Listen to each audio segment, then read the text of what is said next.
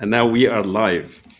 The growth of the semiconductor industry in Egypt has witnessed a lot of milestones and highlights. And today I am very privileged to have Dr. Amr Hafez, one of the pioneers in the semiconductor industry in Egypt. He is Goodix Egypt General Manager. And Dr. Amr Hafez is a graduate of 1992 Electronics and Communications Engineering of Cairo University, and got his master's from Cairo University and then his PhD from Waterloo University in Canada, and had a career that was full of achievements, working in BlackBerry, MEMSCAP, PMC Sierra, Si-Ware, and then seated as the GM of Goodix Egypt currently.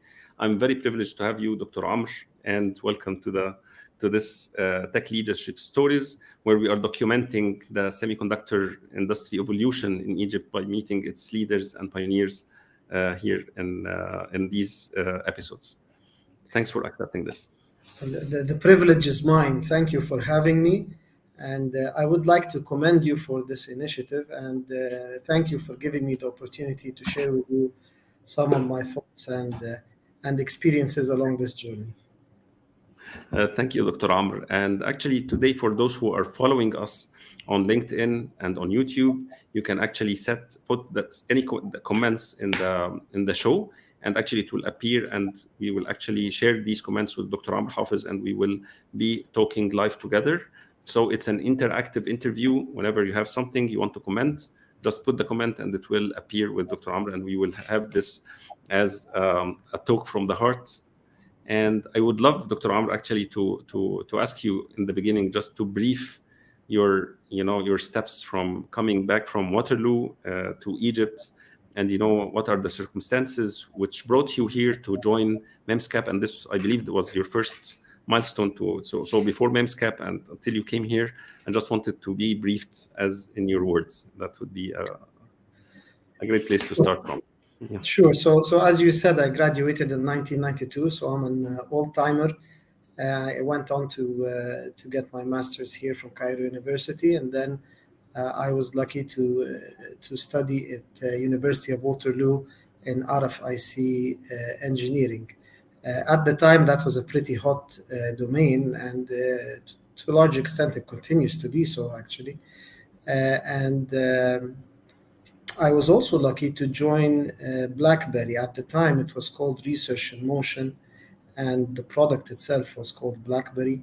And I joined Research in Motion when it was still a fledgling, well, I wouldn't say fledgling, but a startup or a very young organization on the cusp of really changing the whole landscape with a pioneering product, and I joined them for 2 years, and that was pretty exciting. That was right at the point where I was finishing my PhD. I joined Research in Motion as it was experiencing a very big growth and really doing a pioneering product. So I worked there for 2 years building a GSM chipset, co-leading the team in building a GSM chipset. And then at that time, I made a decision, really. It was really a personal decision that was driven by personal reasons. That at that time, Research in Motion was doing pretty good. The field was doing very good, actually, and the opportunities were abound. But it was a personal decision and a desire to continue my career in Egypt here. That was really the motivation for it. So at that time, I came back here to Egypt, and I joined MEMSCAP. MEMSCAP, I think, was among the very, very first companies doing actually IC design, actually specifically RFIC design. It was an interesting initiative in order to, both the group here in Egypt as well as the company itself was trying sort of to break into that field without any prior products in that field. So that was an exciting period for me. And I was fortunate to work with really a pioneering group. Of course, honorable mention always goes to Dr. Hisham Haddara, who pioneered that, as well as a group of very distinguished individuals working at MEMSCAP at the time. So I was fortunate to work with them. So that was the first incident, or the one of two instances where I came back from Canada to Egypt. And as I said, it was a personal decision that had to do with many things, both family and cultural and so on. And I really wanted to sort of give it a try here. Can I ask you Sure. more I about? mean, please interrupt anytime if I'm Very, going because on. actually working on a hot product like BlackBerry in Decision Motion with a like a shrewd like production company with history in producing successful products, into a company that's like doesn't have any history and they don't have any kind of like experience or footprints. And having this move is really something critical, especially that if we look at this era, you were just like 8 to 9 years experience. So it seems like it's more like most of the people will choose, I would like to stay there and learn more and maybe advance in my career, understand more about the design process, rather than coming back into it's a very risky, like startup or a company that's found in Egypt. Like it's not that the ambience here or the ecosystem was not really supporting. So there should be some higher values, something like moved you to do this risk and come and join. You're absolutely right. You are absolutely right. And it's the for an RFIC designer, there's, as you say, there's a huge difference between the market in Egypt and in North America. In North America, it's a mature market, very diverse, with plenty of opportunities. And in Egypt, it was really a fledgling market, trying to carve for itself a place. So the risk was substantial. I have to say. However, as I said, I was driven by other things related to where I really want to call home and where I want to be. Now, I don't want to sort of stress this point too much. I think this is always a personal decision for everyone, and I don't think there's any right or wrong decision in that regard, or right or wrong inclination, but it happens to be that I was of the opinion and inclination that I really want to be here. Now, I have to say that I reversed this decision later on. So after spending 2 years here, and MEMSCAP was wrapping up really, I went back to Canada again for personal reasons, certain personal reasons where I felt that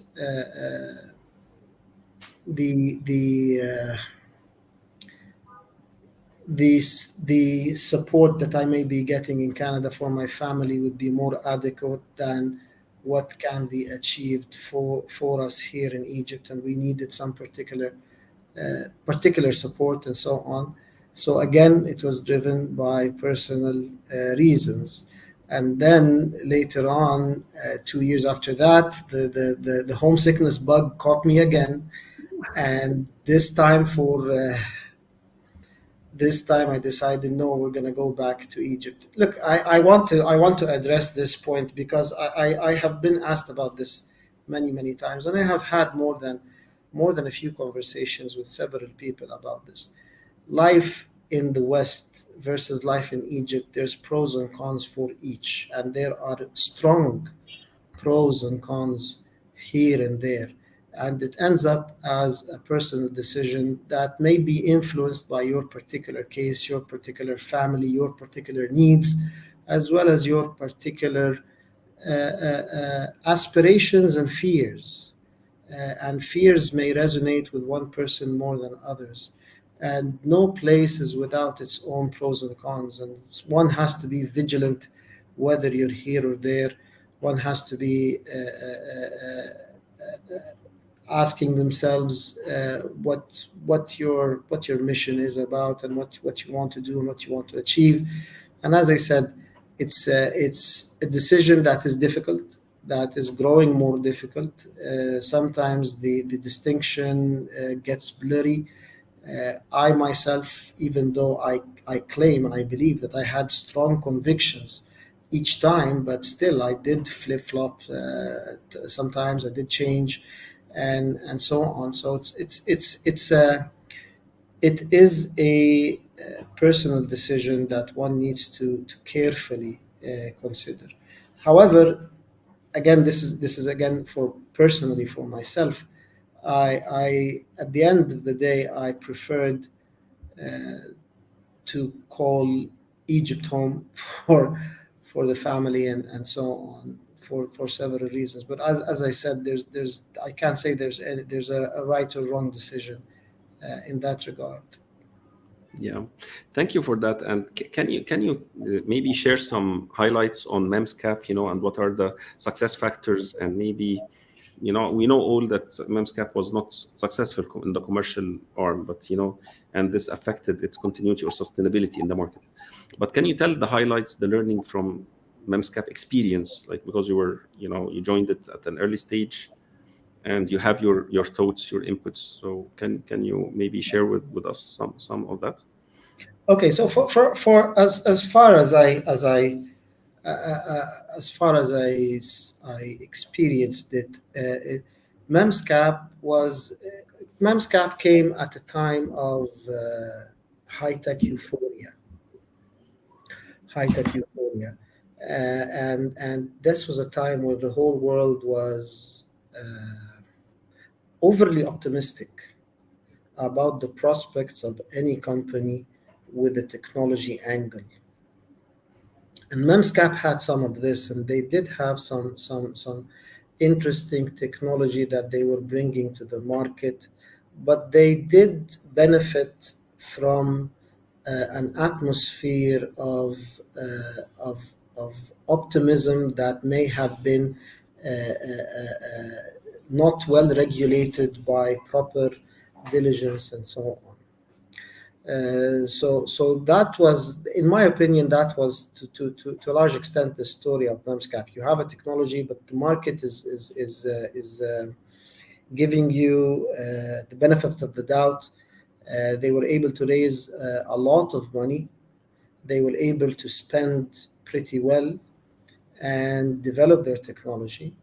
And I would have to acknowledge the role of Dr. Hisham Haddara, who was able to persuade them to invest in RFIC design and build this team in Egypt. And the team was very good, very distinguished individuals who were really driven by a sincere and overwhelming desire to really bring this industry to Egypt and get it off its feet and prove that we can produce high quality IP. So that was the story of MEMSCAP. Now, at some point in time, the market comes back to earth, and investors, you know what happened in the technology in the industry at that time, 2000 and so on, and the market comes down to earth, and each company has to account for its investments, for its spending, and what the technology is and where did it go and so on. And at that time, companies start to make tough decisions and start to scrutinize their businesses more. And at that time, MEMSCAP decided that this is not something to continue to invest in. This was an investment initiative trying to build an IP and then market it later. And if it's not selling now, then we have other things to put our money in, and let's focus on our areas of strength and so on. So this was this is the experience of MEMSCAP and MEMSCAP Egypt in particular. It was an initiative to try to build build IP and to grow the industry here in Egypt. And I think if by that goal and by that measure, there was a lot of success there, and I think we did build some interesting IP, but more importantly, a very good team that was really the nucleus of many things that came later. But on a commercial side, it was not in the core business of MEMSCAP, and eventually it did not survive the scrutiny that came with later on in the market. Wow, that's a very fresh perspective. You know how you are articulating this, this positivity bias and maybe this kind of euphoria, and and how MEMSCAP Egypt achieved its objectives of producing IPs and forming the nucleus of a team that we see everywhere. Like they're leading the industry here, or maybe 40% of the industry is led by ex-MEMSCAP members.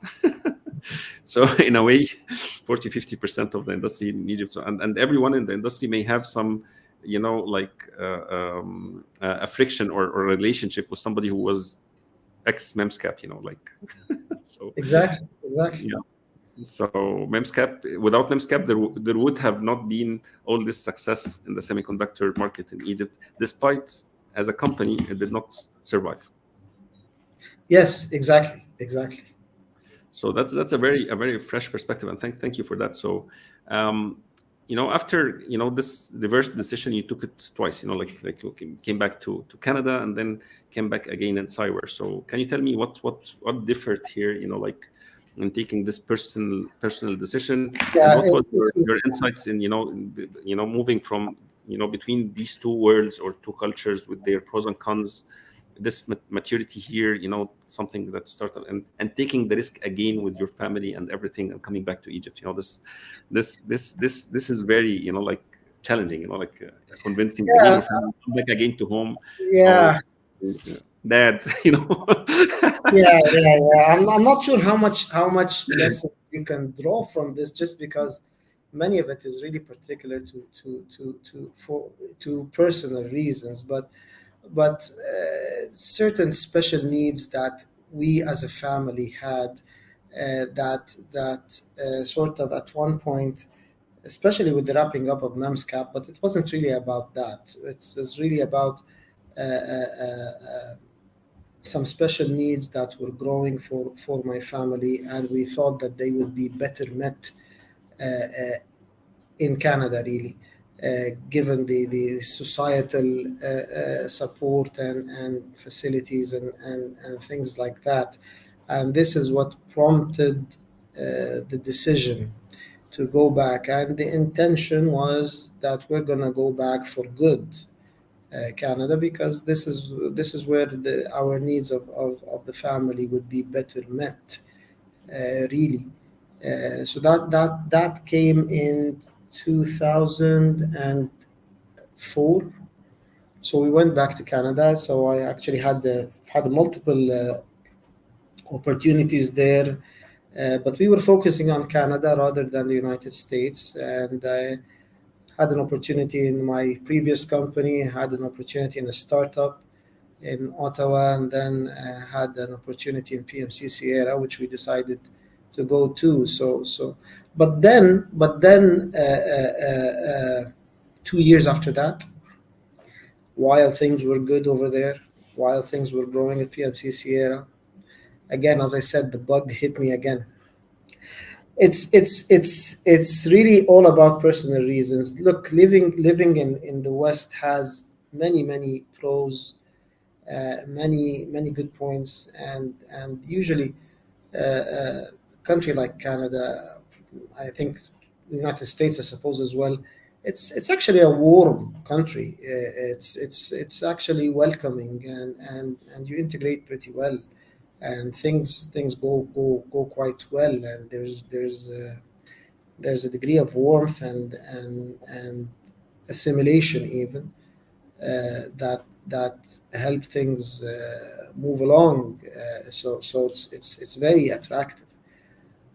But sometimes you reflect on certain things and certain differences, and you some of us would sort of still miss certain things back home that have to do with culture, and sometimes they have to do with extended family as well.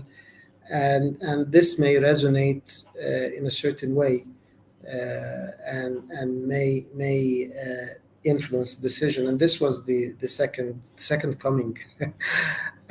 We it's as I said, things were going pretty well over there. We had good opportunities, but we reached a point where we thought that uh, calling Egypt home would be better overall, and more in tune with what we really wanted to achieve. But as I said, I don't think there's any right or wrong, and I hesitate to make any to give any advice in that regard, really, because it's a close call in my opinion, and a lot of it has to do with very personal things. Okay.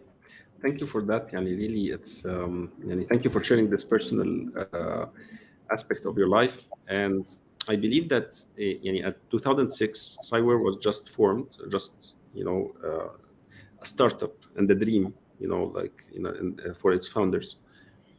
And having a product company in Egypt that's totally Egyptian, with Egyptian, entrepreneurs, techpreneurs, forming it is something like, it's what like it's like a huge risk, like what kind of, it's not the right environment, not the right place to have it. So, and taking such a decision is really very tough, like to join an early startup that's formed in Egypt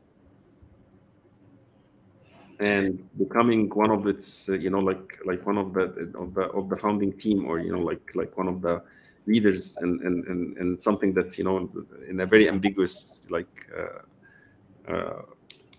it was one of a kind at this. Yeah, So can you tell us how it went, like like sure. yeah. Sure, but it also tells you the conviction that one had that made you the conviction that made you make this decision of coming back with still limited opportunities. But yeah, so Si-Ware was a really wonderful ride. Now, I wish I could claim that I was one of the founders. I was not, but I can claim that I joined in a fairly early stage. So I actually joined in very early 2007. I did miss the crucial first few years that the founders went through, but from there on, I was proud to be part of that team. Si-Ware was a very special place. So, so what would you like to hear about Si-Ware? There's so many things that to say, really. So I believe it was a journey until 2019, before Goodix. You have witnessed lots of changes, challenges, like it was a journey. And actually here in these episodes, we are sharing, the perspective that no one talks about, like the leadership challenges, like, dealing with the culture, with the team. So if you can put some milestones during, Si-Ware pre-Goodix era, because I believe that Goodix Egypt is already an acquisition that happened later on in 2019 from Goodix Global, that's in China. So before Goodix, there were lots of learnings, like 12 years. You've witnessed a transformation And I believe next week we will have this interview with Dr. Hisham Haddara. He will talk with us more from the founder's perspective, like, and this is something we need to share with our audience, that next week our guest will be Dr. Hisham Haddara, and this is something, like we will hear the 3 years that we missed. But during the 12 years that you witnessed, there is a lot, and I believe that it's best to be, like you, who is presenting what you learned, how it evolved until we reach this Goodix, milestone, which will be our next part of the Yeah. episode. So, yeah. Well, I wouldn't want to miss Dr. Hisham's episode next week, inshallah. So, of course, this is, I think, is a much anticipated one. Yeah, Si-Ware is a real journey. So let me talk about it from my perspective. I have to give it to Dr. Hisham and to the founders for their ambition and belief in the team and in the ecosystem and in the team, really. So it's really. I'm just wondering, what title should you put on that? Like this 12-year journey, or the journey that is Si-Ware. What is the best title that describes it? And there's a few of them, but I would really I'm most moved by the conviction and the ambition of the founders, and it grew. It grew, and you could always see this ambition and aspiration of trying to build something sustainable and bigger. So it started with a design services business model, and then from there and continuously, you could feel that the leaders of Si-Ware are trying to grow it, and then it went through particular milestones, but design services was very important, and there's sort of the intermediate milestones within that, and each time you sign a new customer, this is an important milestone. Repeat business is an important milestone, and things like that. And then the desire really to build something big, that was always there from day one, that you could feel. One very important milestone was the investment and the perseverance in the MEMS domain, and that was sort of how that evolved into a very big part of Si-Ware, and it started gradually, where you have an interesting idea and you keep nurturing it, and it keeps growing. So this was sort of a gradual sort of event happening, and it grew progressively. Another very important milestone was when Si-Ware started to build its own products. So the way this happened is we worked with a certain customer in a certain field, and luckily they did not want this to be a design service business model, because they didn't have the funds for it right there and then, and they were pushing us to invest in it, and then we would own this IP and own this product. And again, it is the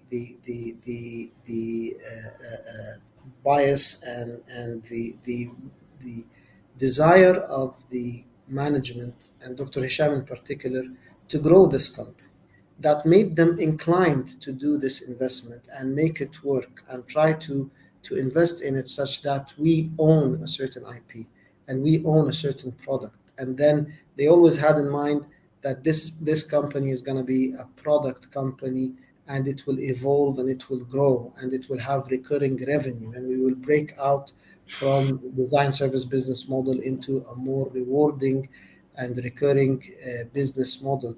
This was a very important milestone, and it resulted in several significant changes, both in the organization and in what we do, and in the finances of the company, and things like that.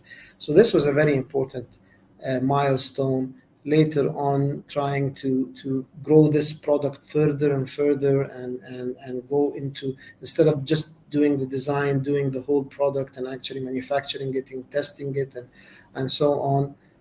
So those were very important milestones of Si-Ware. And then came another initiative as well in the field of timing, where we also wanted to do our own product, and this was very, very ambitious. And again, it speaks to the ambition and the boldness of the management of Si-Ware in that regard. So this was an important milestone. Of course, along the way there are successes and there are failures, and you have to deal with that. And this was part of the maturing process of Si-Ware. And this was very interesting. Uh, my overall experience in Si-Ware, the things that I took from Si-Ware the most, in addition to building a great team, really, and putting a lot of emphasis on character as well as technical skills, and motivating people, managing people, and bringing them together, and trying to maintain this motivation, and trying to maintain this sense of purpose. This of course is a whole front in Si-Ware that was very rewarding and very, very, very important, really, front from which one can derive so many lessons. But on the technical and business side, I was privileged to work in a company that has so much aspirations to grow. However, I would also say that you need to regulate that as well. You cannot invest in too many fronts at the same time, especially in an atmosphere or an ecosystem like Egypt, where raising funds is not at all easy. And funding new research and funding new tracks and funding new initiatives becomes very taxing. And sometimes like half of your business is funding the other half. This may put a lot of tax and on burden on the organization in many cases. Yeah. And this is a lesson learned, really, like regulating ambition and focusing, and understanding your strongest point, playing up on it as much as possible, and branching out of it only in a limited way. But if you go out and branch out too much, then you start to dilute your biggest strength, and the whole proposition becomes perhaps less attractive, and you are less able to grow that company. So I think this was also a lesson learned, at least from my perspective, to focus, and to it's good to be ambitious, but you still have to be realistic. Okay, so is that maybe an explanation or a learning of what happened, for enrolling, the new brands like Pearl Semiconductors and maybe selling out Goodix?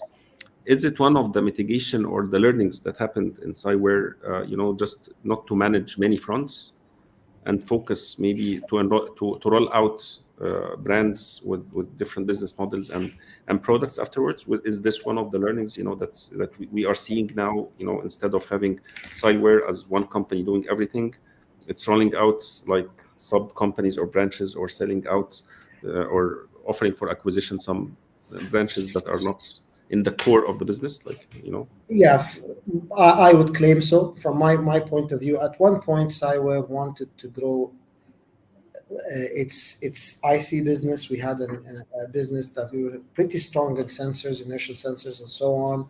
We wanted to grow that and build that into a product Mhm. portfolio, and we wanted also to build the MEMS business, which is very interesting, has a lot of Yeah. potential, and so on.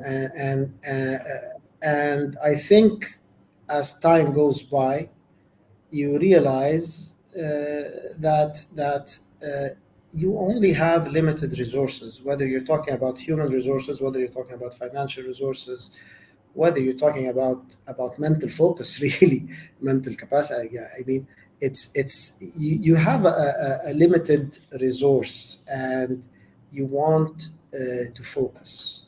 And I think this was a good exit for Si-Ware to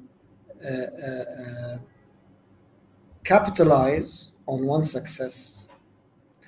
And I believe that IC business was a very good success, really, for Si-Ware, a great success, and it was recognized. So and focus on the other side of business, and also for Si-Ware to come to the realization that you are competing in an extremely aggressive world. If you want to be a world player, if you want to build, say, the MEMS business on the international stage, you're facing a huge competition, and sometimes it's not smart that you do everything, and sometimes you want to draw upon the resources and talents all over the world that can really help you be all over the world and help you gain the exposure, the connections, as well as the expertise, really business expertise and so on, that would make you successful. And I think those two realizations came at the same time, really.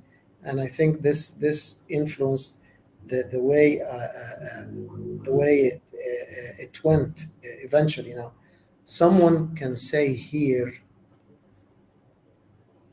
well, you didn't really succeed in building this all Egyptian company that is of the likes of big names and so on. Maybe so, maybe so. But this does not in any way really lessen the achievement that was done. In fact, it is smart as you yourself mature and you yourself gain experience and see what's going on around you, and face the realities. It is the ultimate intelligence to revector and to recourse the ship to where it should be. Building Si-Ware right now, and I don't want to speak in their name, really, but Si-Ware focused on a high growth opportunity, high growth market, and they are building upon expertise internationally, making it truly an international company. Everybody knows where this technology originated. Everybody knows where this technology and engineering brain power still resides. And I think it is, and it really should be, an inspiration and a source of pride for everyone here in Egypt, that a company has grown to this stage while still having its core in Egypt, really. So I think by any measure, this has been a great success. And the fact that the other business unit in Si-Ware, the IC design, has been acquired in a larger company is also a great success. This does not lessen the success at all. And in order to compete, you sometimes need to be part of a bigger organization that is able, that has the business muscle to compete internationally. So and mergers and consolidation in the industry is a well known trend. So I think it has been a great success and inspiration. And I think Si-Ware has been a great source of learning for everybody here by looking at its successes and failures, and what worked and what didn't work and what was too much of a challenge. I think this should be a source of lessons for everyone. Wow, this is يعني I love the perspective, the learning, and how you are sharing it. Really, thank you, Dr. Amr, for shedding that. And I believe during these 12 years, like there were, like this focus, this expansions, this growth in the IC, in the MEMS, and and actually having the products that Si-Ware is standing for is RFIC and MEMS products, which are really on the very high end of technology. Like it needs the most like sophisticated engineering when it comes to technology. And it's very strange that when this started in Egypt, they started on this far, like high tech, and rather than starting with like VLSI design, like digital design services, like verification of ICs. There are many easier entry points to start Yeah. at a service company from. And like the ambition, and what you're saying, the perseverance, and going for the RFIC and the MEMS like products, it's really like very inspiring. Like, and I would love to learn from you, like some insights on how you manage to resource teams that are great technical and fulfill this ambition. Like it's That's a yeah, thank you for sort of bringing this up. But let me sort of clarify one thing here. First of all, before I go any further, we have really phenomenal digital team as well. So then there's really good things that happen there, and they are no less challenging. But yeah.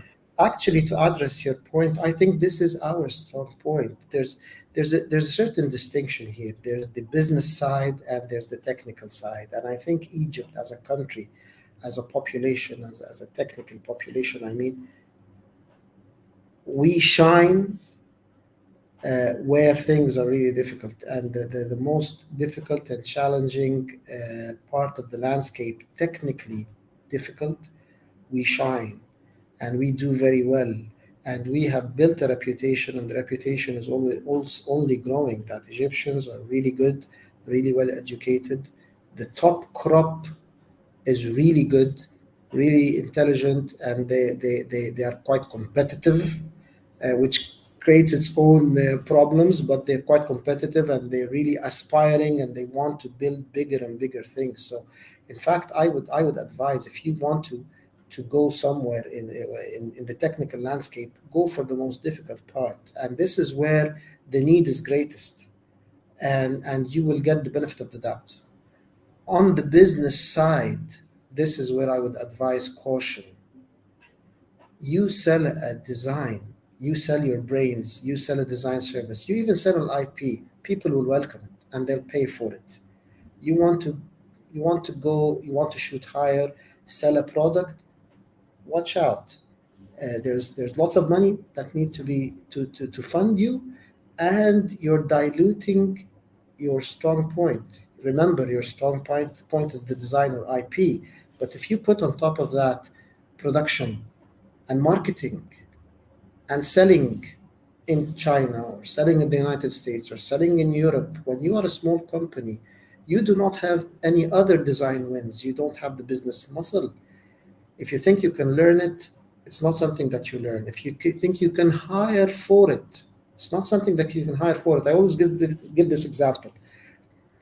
The CEO of Apple can raise the phone and talk to the biggest guy in the industry and actually ask them or actually command them to do something. If that same person, the CEO of Apple, leaves Apple and joins an Egyptian company, let's see how effective his phone calls will be. It's not something that you hire.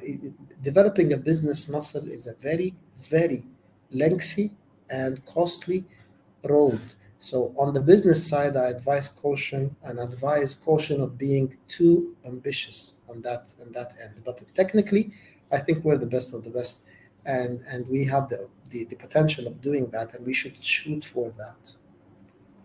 Wow. Your question was, how did you attract the talent for that? Actually, Egypt has quite a bit of talent there, and there's many people to thank for that.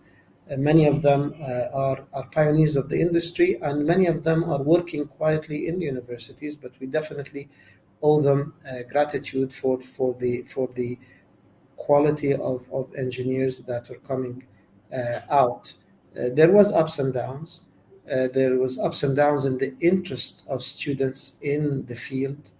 And of course, there's the big gorilla in the room that nobody talks about a lot, which is the brain drain that is costing us a lot. But still, we do have a good pool of very, very talented individuals. Wow. Well, actually, I will have to have a pause here because actually there are many comments that came in and I didn't share with you yet. So I will just share now some of them. Okay, and most of them are actually, maybe people that you will recognize. Like we have here Mr. Ah, Muhammad Shabawi Abdel Al. We are yes, meeting you here. Yeah. yes, a dear friend and relative actually who lives in Canada. So I'd like to say hi, and we miss you a lot as well. Yeah, so and there's also Chris Zhu, Oh, hi, Chris. yeah, from an ex-PMC colleague.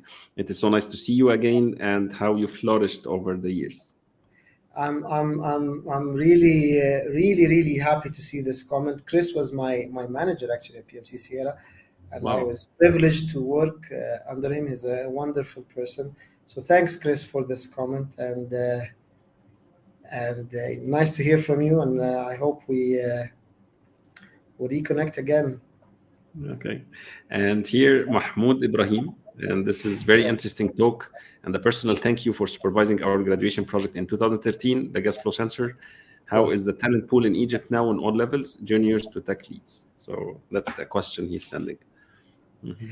nice to hear from you, Mahmoud. And again, an example of the distinguished talent that we have here in Egypt. The talent, I think, the, the, the, the, the the top crop of the universities is still distinguished and still have very, very promising talent that we see. So this is really good. The problem that the biggest problem, in my opinion, is the brain drain. So uh, as as graduates leave university at the 2 year mark, 3 year mark, somewhere there, some of them, a sizable portion of them, would would go off to pursue careers elsewhere, whether temporarily or permanently. And this is really the biggest problem that the industry is facing, in my opinion. Again, your question is from junior to tech to technical. There's still a very good pool in Egypt throughout all levels, but it is this threshold, the 3 4 year 5 year mark, where the pool shrinks because of this sort of exit route due to the brain drain. This is a concern.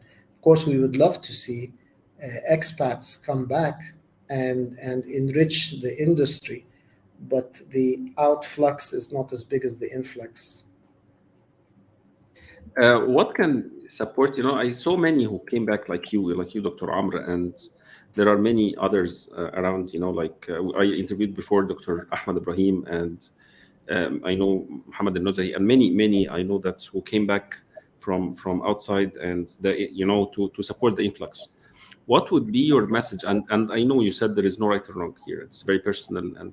But what would be your message for illustrating the cons for those who may consider coming back and are hesitant between both, like Cons over here in Egypt?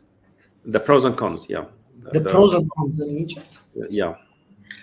Well, the pros, in my opinion, are have to do with the personal issues of each person. It's really where you want to call home and where you want sort of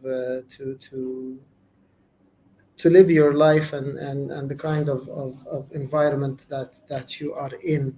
And I think this is the biggest pro, really, and the biggest motivation for those who hold this conviction, or for those whom these things would resonate with the most.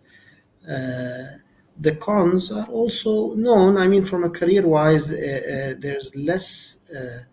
The industry is not as big, of course, and not as diverse uh, as in North America, for example. So this is a known con, as well as other issues as well here in Egypt that have to do with opportunity and equal opportunity and things like that. But the one thing that I would say is the IC industry in Egypt is good, and it is attracting year over year. It is attracting more and more attention, and the demand is greater than the supply, really. So I think the opportunities. I think we are in a position where, as an industry, we can bring more players in. We can attract more players. There is interest. It is us fulfilling this that's the challenge. Having the pool that is big enough and diverse enough that meets those demand. That is the bigger challenge, really. But there is growing interest in Egypt, and Egypt is as an industry and as a community for IC design is proving itself pretty well on the international field. So what I want to say is this can be an oasis in Egypt, having a good industry, an industry that bears many similarities to any professional industry in North America, as you would expect to see. You're creating an oasis that sort of gives you fulfillment on the technical side, on the career side, and social side as well.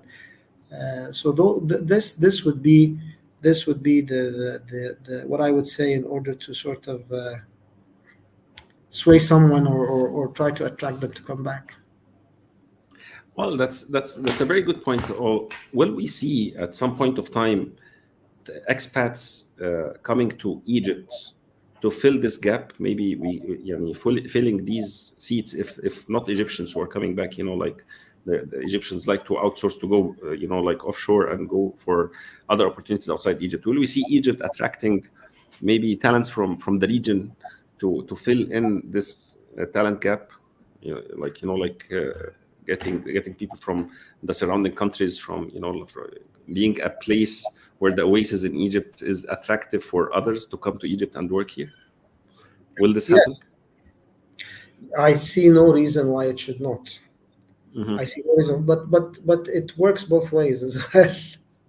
Yeah. But yeah, no, I see no reason why it should not.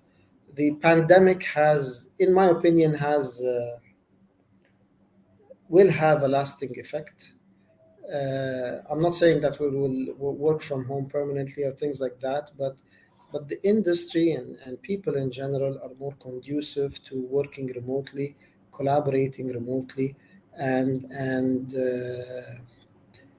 the idea of us attracting talent from neighboring countries, I think eventually may start to happen, and having arrangements where teams that straddle more than one country, that are working pretty efficiently together, will also happen as well. Wow. So I Yeah. guess this may change a lot the talent map in Egypt, and maybe the offering and the value proposition of the employers, I guess. Yes, it may have a very significant impact on the whole talent pool, on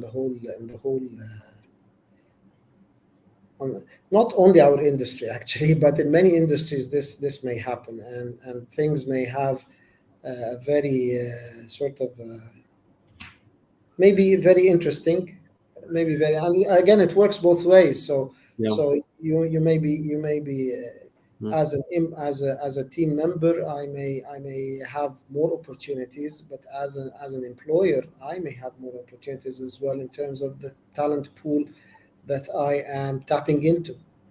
Yeah. So it's maybe an interesting development if this materializes, and I have a feeling that it may very well materialize in the future. Yeah, and I guess Pearl Semiconductor. I had this interview with Engineer Ayman last maybe يعني before Ramadan directly, and we had this discussion that the extension of the Pearl Semiconductor team is in Malaysia already. And they already have an extension of the team that's like sort of an outsourced. It's a company that's formed in Egypt, founded in Egypt, and have an extension. And same for Si-Ware. I understand also that it has marketing arm in France and in Silicon Valley in America, and already it's what they call it's now an international company, and its critical mass is going outside Egypt. Like if we don't fulfill the sources and talents here, we will need actually to extend to other global or maybe global talents. So it's Yeah. in a way, yeah. So it's a very, very interesting view. So thanks for bringing that. So if you are fulfilled with talking about Si-Ware, and maybe there is something you want to maybe mention before going to Goodix and this acquisition from a Chinese company to an Egyptian company and your journey towards the last 3 years, yeah, be my guest. So.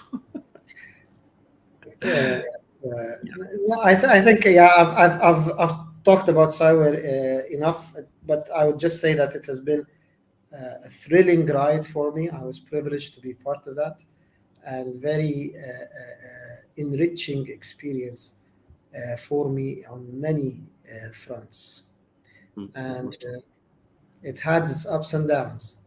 Yeah. So the decision to actually sell out or actually put the IC team for an acquisition by a Chinese company, I guess this has been a real discussion, like between leaders, and choosing you to be the leader of the company or the general manager in Goodix. This, I believe, it's a journey, and I believe it's not an overnight decision. And it's a major change. Like people who are like leaving the mother company and moving to another culture, another leadership. So I would love actually to what happened behind the scene, and telling the story, what's and you being there. So I'll just leave the mic to you, just to tell us how it happened. How it started, how it happened, and how the decisions, and the stages that you went through. Yeah. So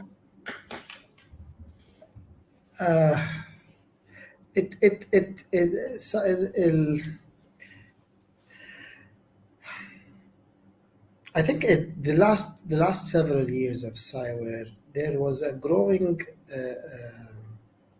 recognition that you have to reach a point where you focus on one track, and I think this was important, and I think this gradually started to grow on everyone, and this conviction gradually grew on everyone. So it's not like an overnight decision or something like that, but it grows upon you month after month, quarter after quarter, sometimes year after year, that okay, at some point we need to make a decision. We need to focus on this or that. There needs to be an exit from this or that, and leave your baby to grow somewhere else. And there has to be, it's not like it depends on how you do it, but you need to bring in more, could be money or talent and so on, to grow that. And there needs to be this sort of separation and focus. So this was a gradual process that happened, and there was the Goodix acquisition was not. There were preceding that was contemplation and things like that. So there was sort of a gradual transitioning into this mindset. When the opportunity of Goodix presented itself, I think there was to a fair degree already an established conviction that this may be a good opportunity to capitalize on a certain success and focus on another track. So this was really, in my opinion, this was sort of a natural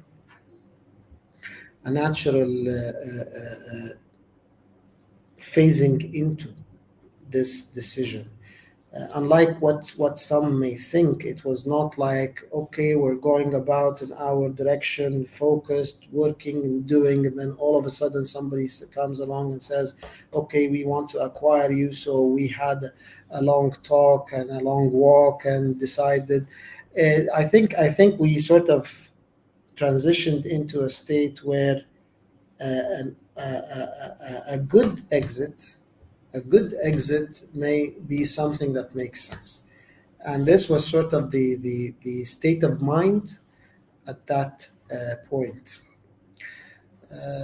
Of course, there's so many. It's not as simple as that. It's not like okay, we're on board. Not at all. There's so many things to look at. The parameters of this deal.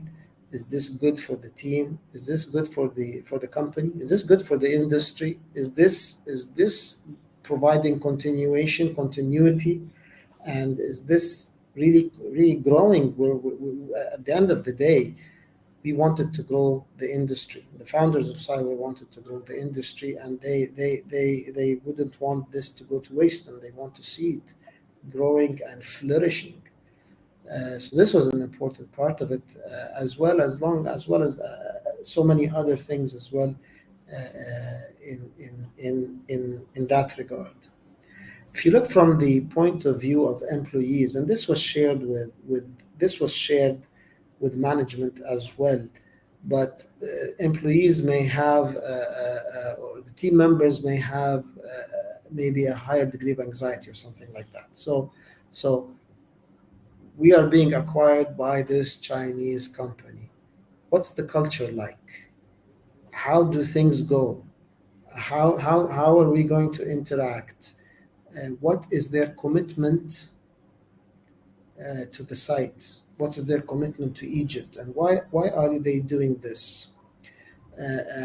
What are they looking after? What are they after in this deal?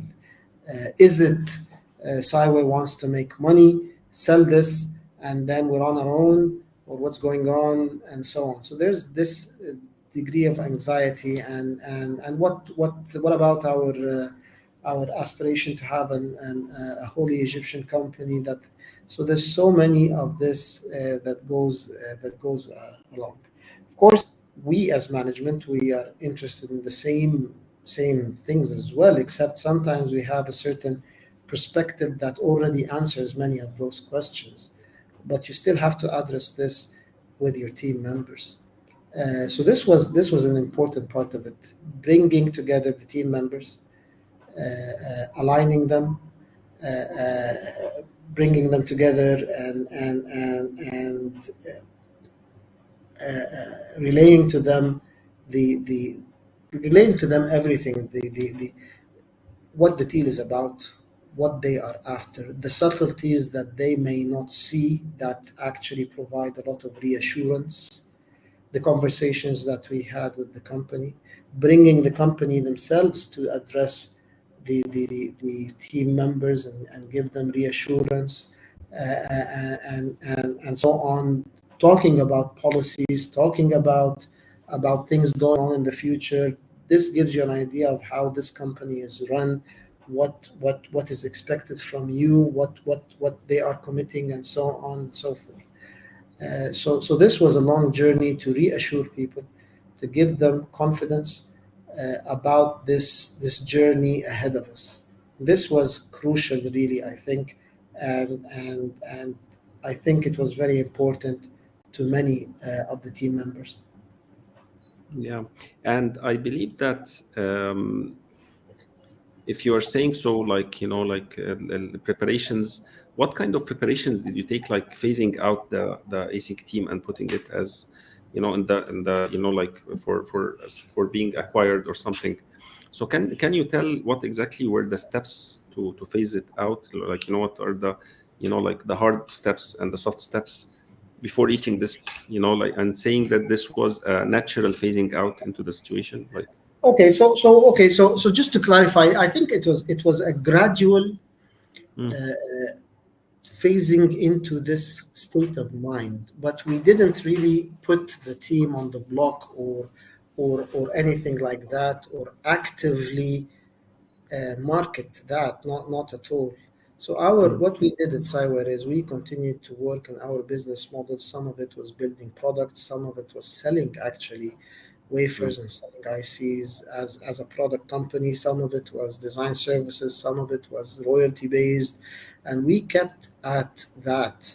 And we were keen to work with not only repeat customers, but new customers and bigger name customers. And this was the strategy really, which is do what you do as best as you can, and your reputation will grow and people will take notice and you will make money. The fact that a divestiture opportunity presented itself and there was a certain state of mind that was receptive to it does not mean that we were actually actively marketing the team at all. So I mean, to answer your question, the steps we took is just continue to do what you do as best as you can, and your reputation will your work will speak for you, and indeed it did. And many of the customers that we talked to along the years, they would sometime entertain the idea what happens if we develop our partnership into something bigger and something more committed and something and so on. So we did encounter similar situations of one sort or another, but we didn't really actively sort of seek this divestiture per se in an active way. yeah, that's a really good point. And I believe internally there was some, continuing doing this. Did you maybe split the organization structure to have, like, more focus on the different functions that are maybe like did the ASIC function have its own like business unit or something, like its own business model, distinct from the rest of the company? Did you have something like that, or was it in the same, like, like you had to split it afterwards, like when the No, when no, the no, no. acquisition came? Yeah. Yeah. Mm. When the acquisition came, the split by and large was already done. Not Okay. not not to sort of slight or underestimate the work that still needed to be done. And when you come down to details, you find that many things are intertwined, contrary to Yeah. what you thought. But the general scheme of things, absolutely, because of the different natures of the business units. One business unit, the ASIC business unit, not only different customers, different everything, but the business model is different. The MEMS guys really were building a product from scratch, all the way with layers and layers and layers of things there, different supply chains, different vendors, different customers, different proposition, different business models, plenty of engagement with customers for long time, sometimes unpaid, unfunded, and until you get a certain success. It's really a very different mindset, whereas the ASIC business unit was comparatively mature. We sell designs, we sell IP, we sell limited products, and we know the value proposition. You want to work with us, you're going to pay this much, and we're going to deliver this. And it's a very, very different type of business. And the impact was far-reaching in terms of the team members that were separated, in terms of the way you do business and the way you execute projects, and the way your milestones, the process by which you work, and so on, was by and large different, really. So a lot of the separation, a lot of the tough stuff was already in place. So it was, here talking about cultures, I just have to ask about something. Si-Ware, when we meet people from Si-Ware, we know they share a common culture. However, what you are saying here is that you created two silos, like two business models, like two clients. There were no intertwined processes, no intertwined business aspects, or or so in a way, besides having silos or two business units, you had a common culture. How did you do that as leaders? Like how did you maintain a common culture while at the same time having two separate business units with two different business models, with two different clients and two different processes, without too much intertwining between them? So this is really interesting, like a leadership challenge, So Yeah. yeah. So it's an interesting question. So the Yeah. commonalities that were there were things that were common. So, for example, HR was common. Culture, leadership. Dr. Hisham, at the end of the day, the culture, the values, the mission statement of the company, the values of the company, the general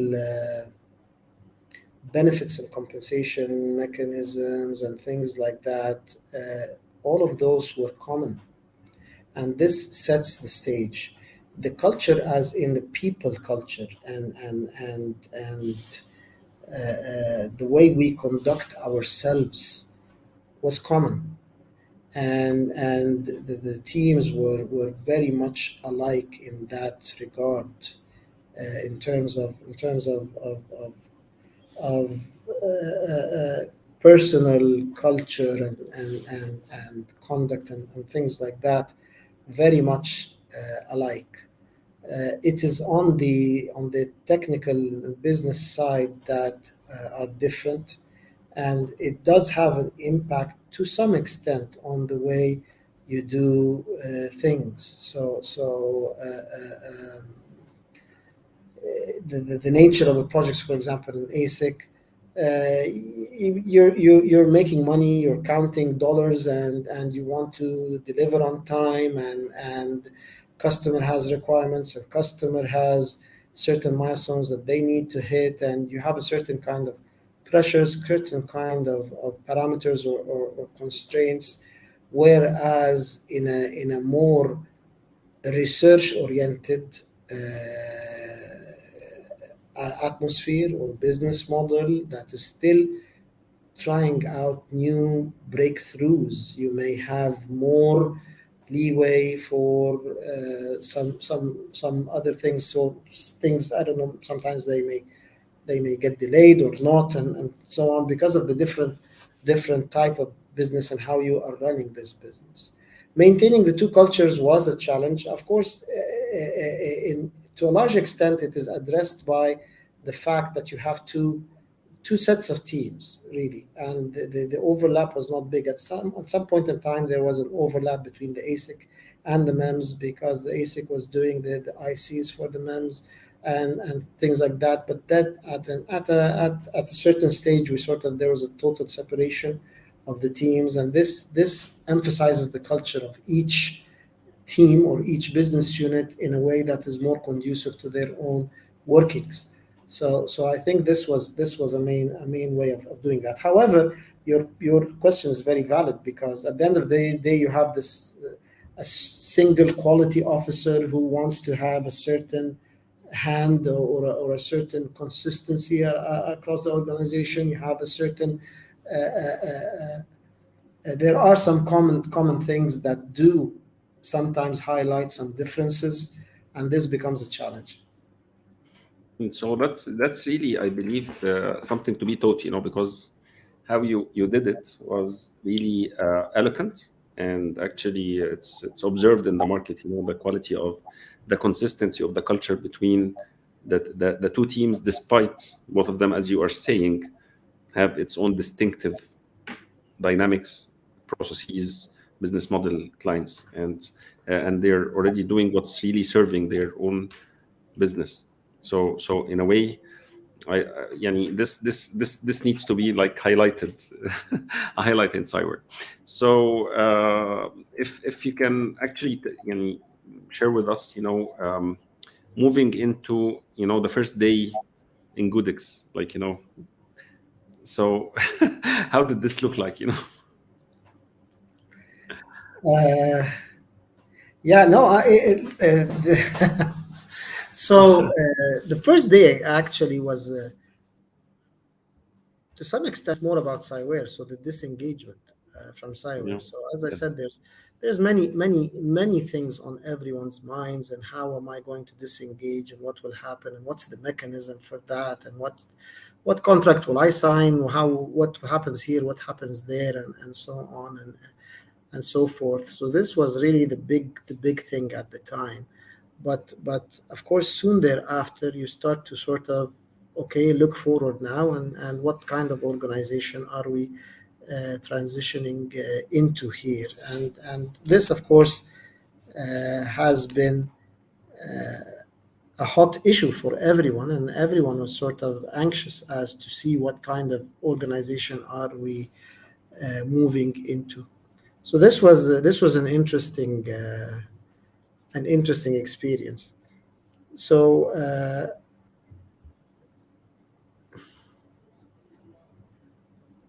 yeah, so Goodix is a, I think it was a pretty good experience in the following. So Goodix is a $1 billion company. That's the revenue of Goodix. This size is very interesting, actually. It's not too small, and it's not too big. And this is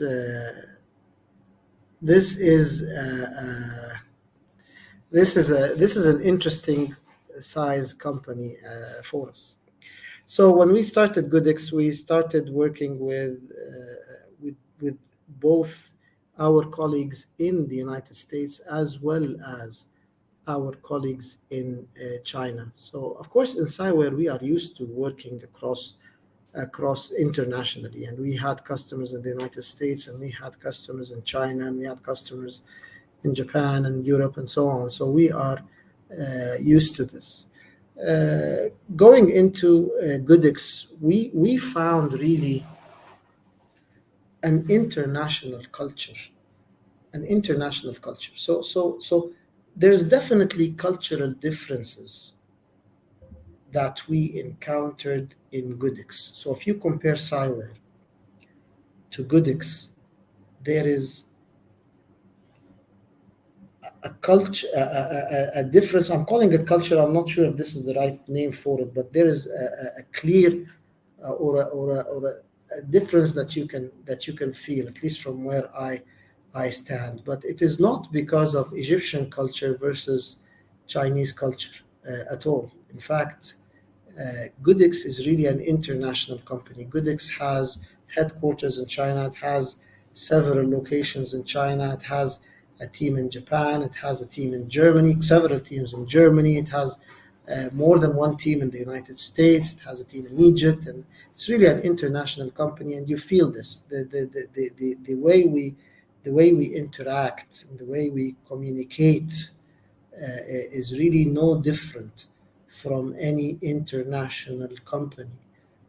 The biggest change, in my opinion, is the market that they are in. Goodix is in the consumer market. So you may know Goodix is a leader in touch ICs, in fingerprint ICs, and things that go right in the mobile phone, and many other things as well. And they're working on so many other things as well. And the mobile phone is the prime, not the only, but the prime market of Goodix. And the biggest customers of Goodix are the phone makers. This is a cutthroat market. This is not a market that we encountered in Si-Ware, and not many in Egypt encounter this market. You may be even working in Egypt in a company that is related to this, but the pocket that you are working in is not really interfacing to that market. So the difference that I felt the most comes from the fact that they are working in a very challenging market, very fast paced, and this is the biggest change that I noticed. The nature of the market, not the Chinese culture versus Egyptian culture, really not at all, in my opinion, but it is the consumer market, cutthroat, very aggressive, compounded by the hunger of Chinese customers for growth, and growth is a very big part of their quest and of their mission, really, and they work very hard for that, and they push you for it. So I think this was the biggest thing. It is the nature of the work of Si-Ware. Si-Ware was more into high end products, even design services sometimes for consumer, but at a slower pace,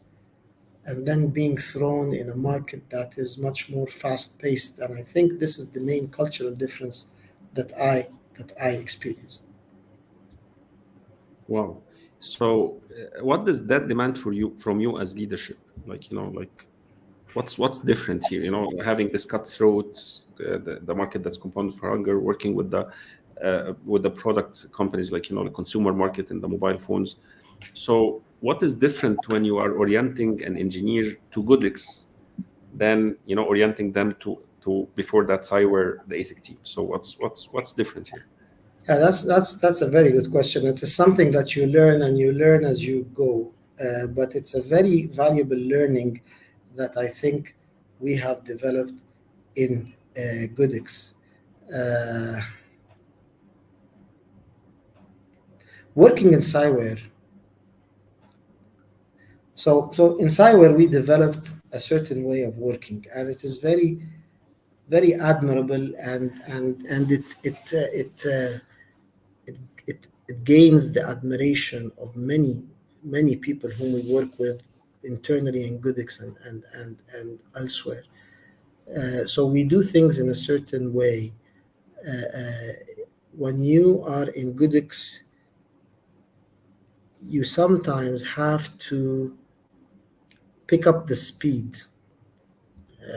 So for example, if I ask you to build a product that needs to be built in 2 months, and that's the proper way of doing it, that's the way it should be done, and there's a certain steps that you need to follow, and this comes before this, and then you test this, and then you do this, and even though you may try to speed things up, but there's a certain way of doing things, and there's a certain timeline that you need.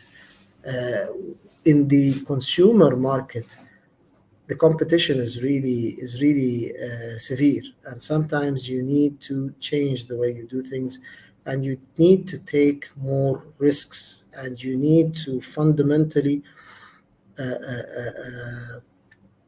try to find ways to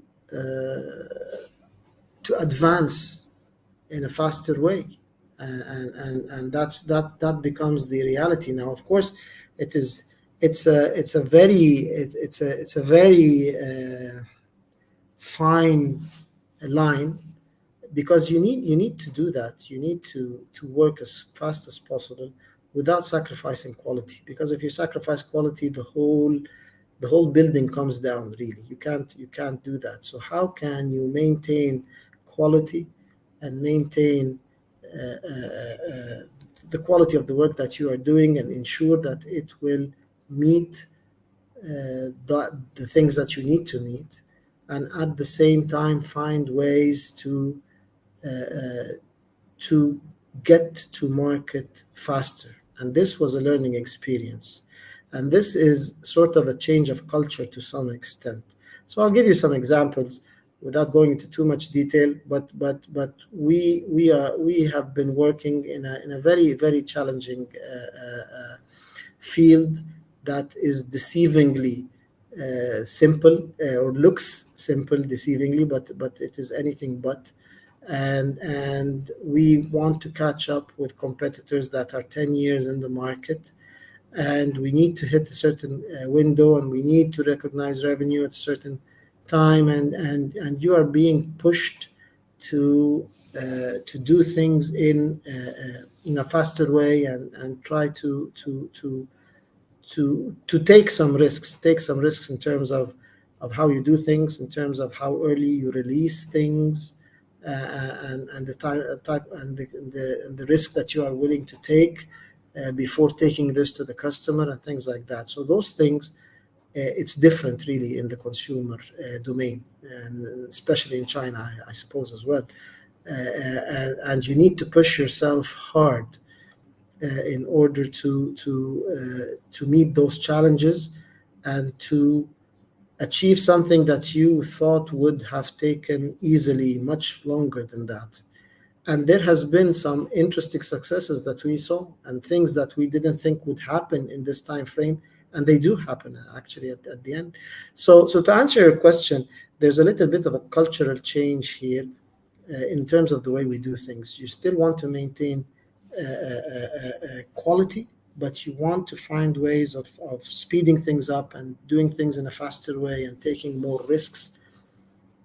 And that's what you have to do at all levels of the organization, and it propagates. It has to start from the top, and it has to propagate from one layer to the other, so that this new culture is happening, and people are emboldened to take some risks, some well thought of risks, not irrational, or but some prudent risk taking.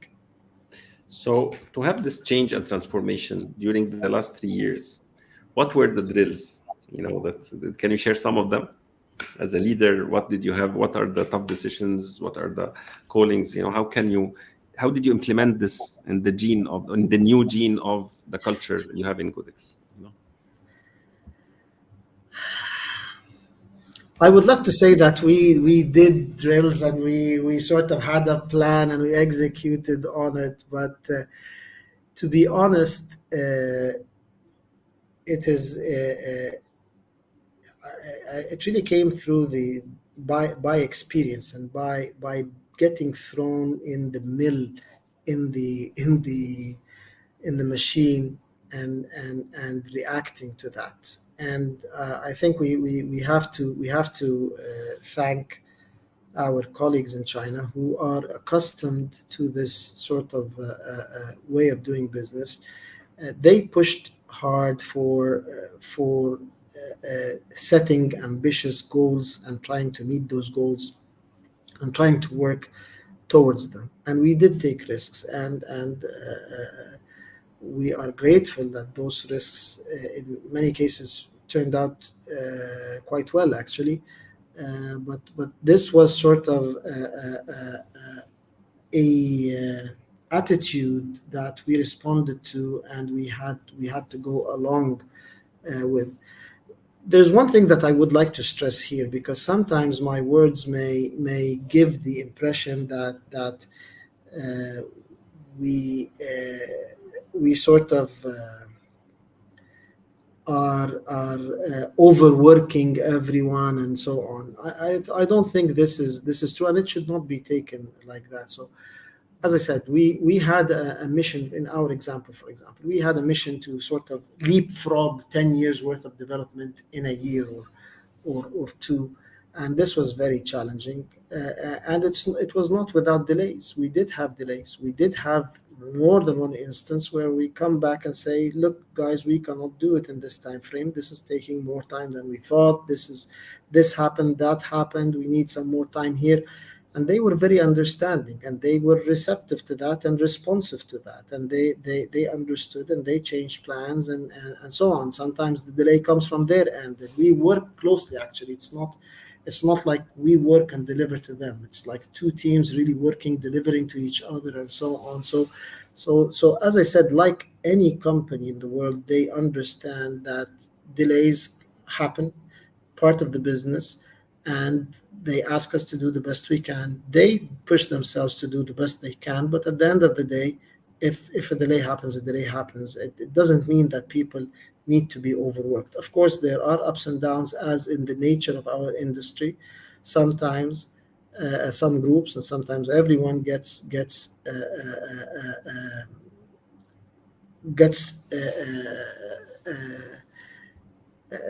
relied upon and given a great burden on to shoulder. But it's ups and downs, and some other times it's much more quiet, as is the nature of the business. And depending, sometimes actually team members may say, "Okay, guys, we we were looking forward to the next task. What's going on?" and so on. So there's ups and downs and so on. However, the general theme is the same. It is a theme of being on edge as a company, trying to seize the next opportunity, trying to seize it as fast as possible, as quickly as possible, being very competitive. Comes from the Chinese market, comes particularly from the consumer market, as opposed to a high-end market where developments take a longer time, and so on. Oh, so that's amazing. So, um, what can you talk? What can you say now about Goodix? Like if you want to have like a brief introduction to Goodix Egypt as you understand now, especially that I can see that it's that having these 3 years, you are already in a growth. Goodix Egypt is growing and it's attracting new talents, and it's already being well established as a branch of Goodix in Egypt. Like it's one of the offices now that's growing here. So what can you tell? How can you present this? We're being a general manager and overseeing this as a leader. How can you present this to everyone? Yeah, thank you for the opportunity for this, because this point in particular I would like to elaborate on. When we started in Goodix, I think I sense, it's just sort of a sense that there was sort of a feeling of, let's see what those guys can provide, and that's natural. I wouldn't say skepticism. I think people were already sold on our capability, and this is why the acquisition happened. But still, there's certain residual feeling of, let's see how those guys perform and what they are capable of in a short period of time. In a very short period of time, we have proven ourselves greatly, and I really have to thank the whole team here for that. We have proven ourselves greatly inside Goodix, and really, Goodix Egypt is very well regarded inside Goodix in terms of what we are capable of and in terms of how we do things. We have actually looked upon with great admiration as to how we work. So we were engaged, and we still are engaged in a very complex chip. And we are very proud that this chip worked from first silicon, and I mean from scratch, with no preceding sort of tools or silicon to help you grow this complex system. And we did this through a very meticulous process that started in Si-Ware and got refined as we go, in order to ensure that we can produce a very complex system from right off the bat, from the first silicon, and meet all the layers and layers of complexity in it, and meet both performance and functionality. And this was looked upon with great admiration.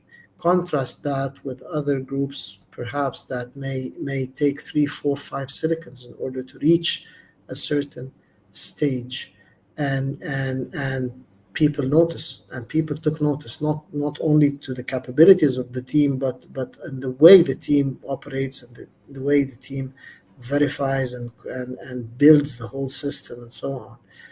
So it's really a shining point. And now the whole bias is to grow the team in all domains. We are proud that we added embedded software to our site here, which was not there when we started. and they're doing a excellent job as well, helping our colleagues over there and so on. So there's actually a great desire for growth that we ourselves are the bottleneck in terms of fulfilling and in terms of meeting this demand.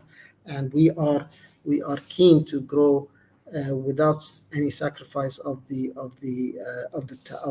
technical excellence that we have. You see, when I said Goodix is the right size, I really feel that. So Goodix is big enough to be a big player in the consumer market, and to have to have customers of the likes of the biggest names of the mobile makers and so on.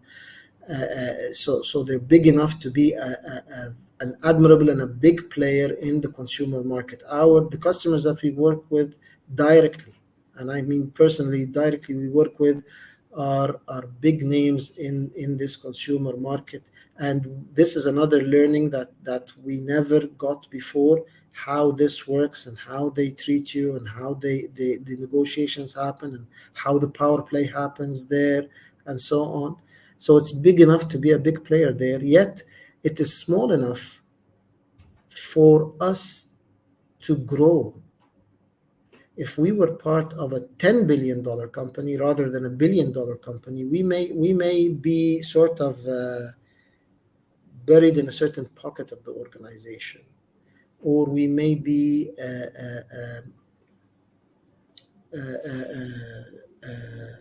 under the sort of the guidance and somebody else holding our hands as we go. But the size of Goodix is allowing us to play an important role. We are sort of when we develop a certain chip, we are the owners of that system. We are the creators of that system. We start from a clean slate. We build the system. We make the decisions, and we sort of control our destiny in that regard. And we create systems. We create systems from scratch. And it is the size of Goodix that allows us to play a bigger role, to play a prominent role, and even to play roles in strategy of the company as well, and directions of the company and where we want to be and so on. So we are lucky to be in a company of the right size that is conducive to our growth, to our autonomy, and at the same time that thrusts us right in the heart of the most challenging market out there, the consumer market. Wow, that's profound. You know, having this opportunity to be part of a bigger company that's really in the size that allows you to be part of its strategy. And it's a product company working in the consumer market with big names. Can you mention some of the names that may be inspiring to some? Oh yeah, there's plenty right on the website of Goodix. We sell to Huawei, we sell to Oppo, we sell to Xiaomi, we sell to Dell, we sell to many of those names. We sell there. We sell to Samsung as well. Many of those. We work in the mobile phones and touch and fingerprint. We have other divisions in camera. We have multimedia solutions. We're sort of trying to quickly think what pieces of information are yet confidential and what are not. So I'm trying to process that as I speak. But so I want to be a little bit careful. But we work with the biggest names out there, and this is interesting. See, this was an eye opener for me. I came from Si-Ware. Si-Ware was very interesting, but Si-Ware is a very small company. Now we did encounter large names. We sat with Panasonic and Murat and people like that, but it's really very different. There's a difference between talking to big names as a novelty, as an interesting company out of Egypt, and we be interested in what you do, and they would encourage you, and they would actually engage with you in some limited projects. versus selling into the consumer market. It's very different. You go to one of those big names, they know you, you know them, they know that they already source some chips in their mobile phones, and you go right to the heart of the group that is working in whatever you're working on, and you sit with the right people directly, and you start to talk to the decision makers right away. You get sort of a hotline to those decision makers.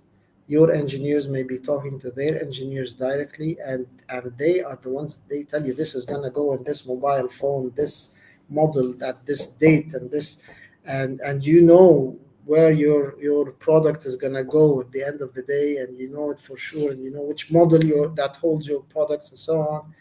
It's very interesting, and the way the power play goes, and the way they talk to each other, and things like that, and it's a very interesting dynamic.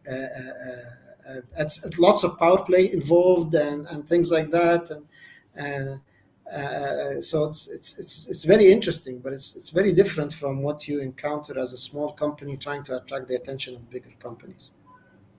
So, what could you maybe advise those who maybe want to join maybe Goodix, or maybe be part of its story in the next, few years or something? We always welcome talent, and that we definitely welcome distinguished designers from the whole spectrum: analog, digital, embedded software, and so on, at all levels. And if you come to Goodix, you will be part of a team that builds its own systems from scratch, that decides upon the whole system, that works in so many layers of the development.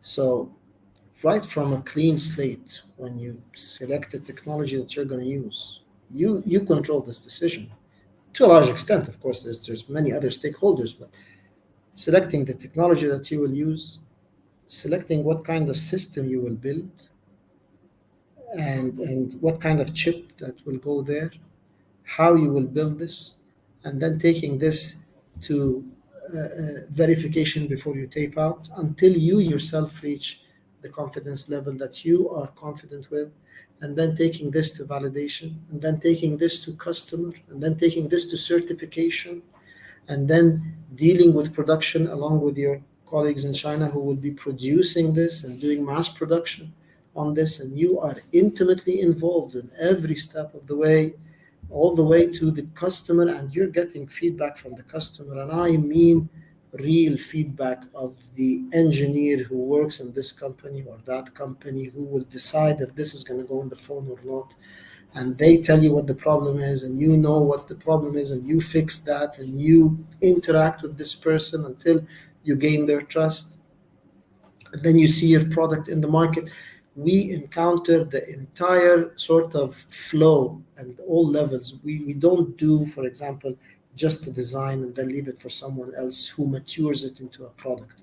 We don't do just a research project, for example. We don't do porting of this or that, but we build the whole system, and build the whole thing, and you will be exposed to all of this, and you will be a much more sophisticated individual.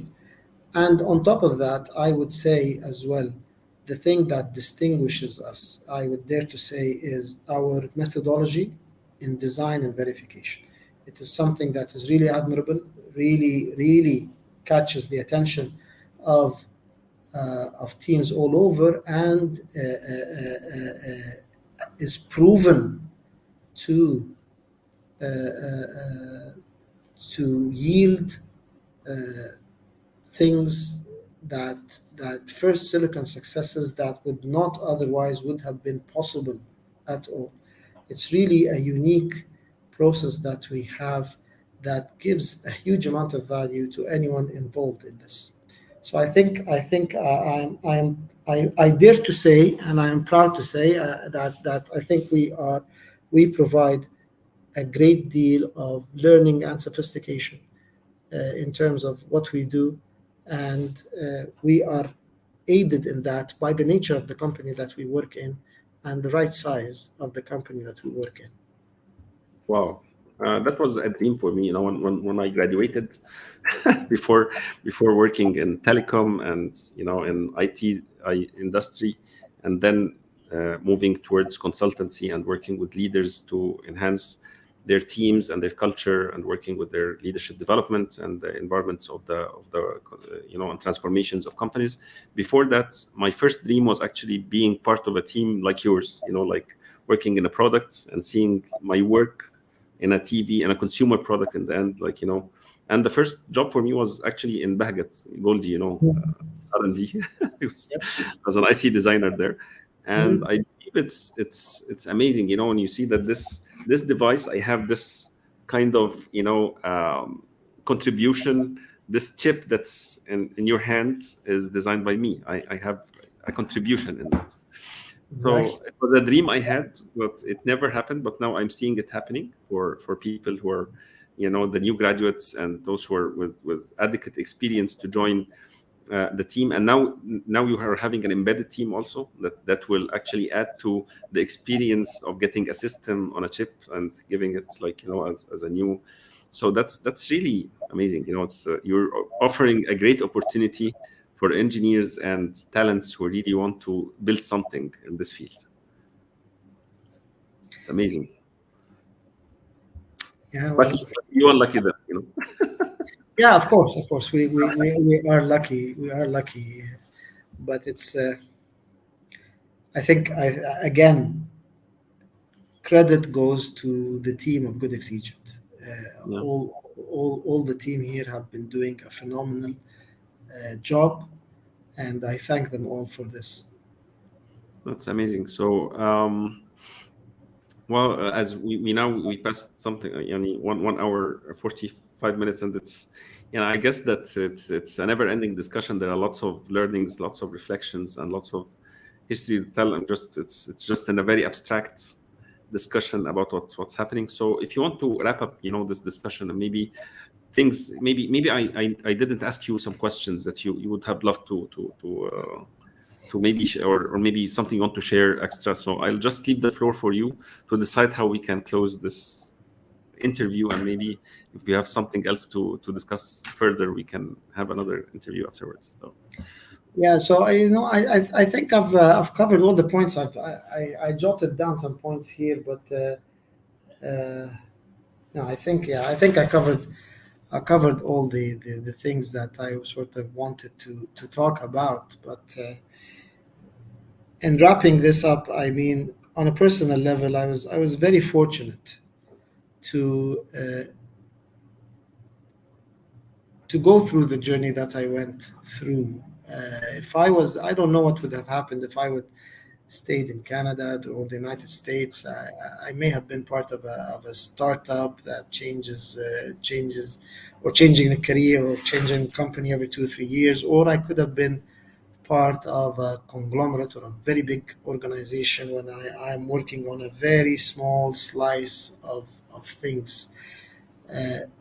I like to believe that my journey here in Egypt has given me a much broader sense or expertise. I like to believe that I can't say for sure that this is true or not, but I like to believe that Si-Ware has been very interesting on a personal level, human level, managing people, bringing in talent, bringing the best out of talent, as well as on the business side, growing a company, convincing customers, and building a business, and talking to investors, and talking and marketing the company and marketing the team. So it's quite a diverse set of experiences, and talking to big players and small players, and traveling the world, really, that was very enriching.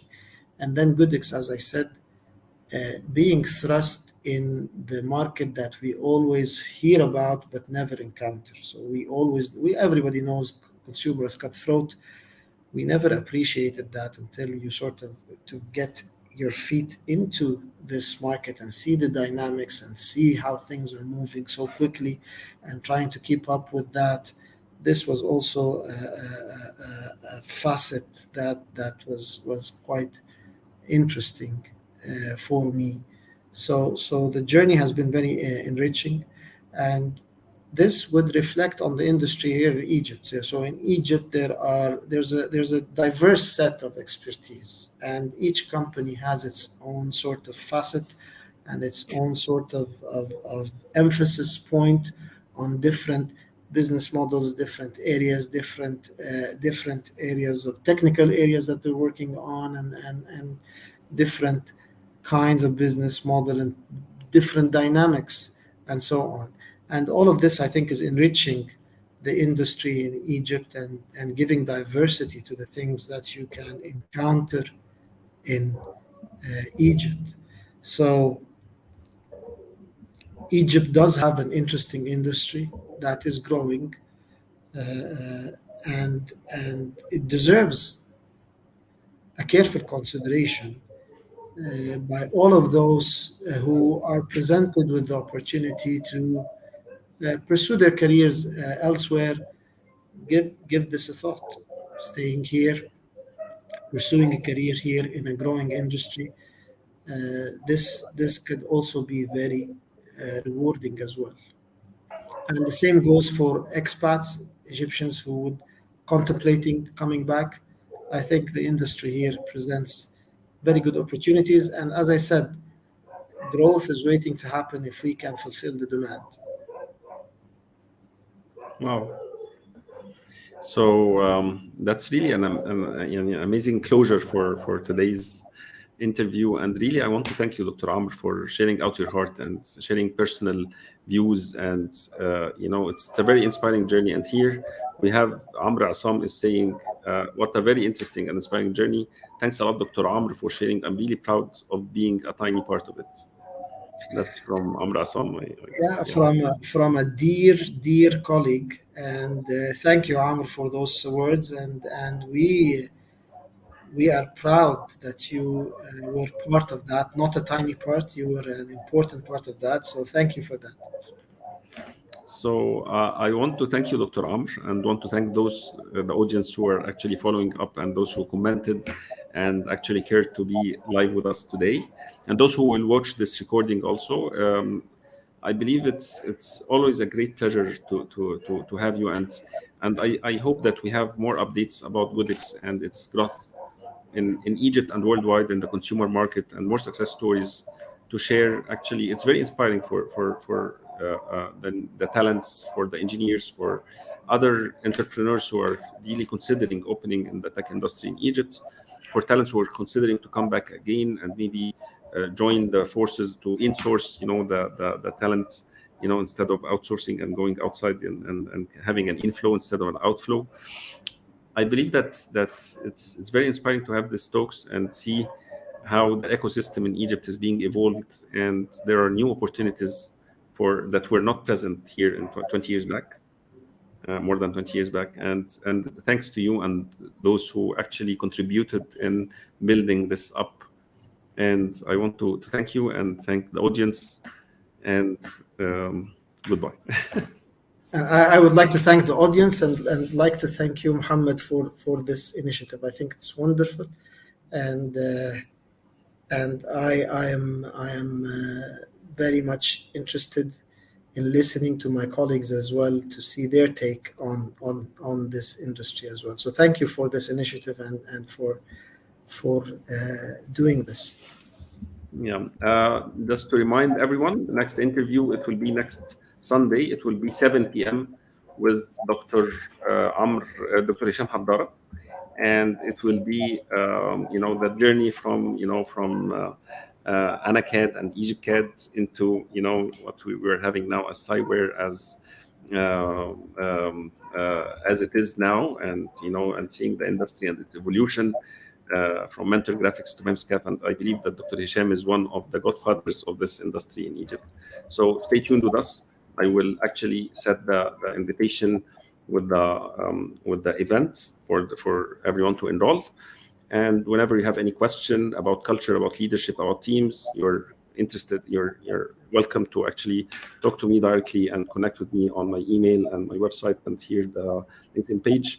And thank you for your follow-up, everyone, and have a great day.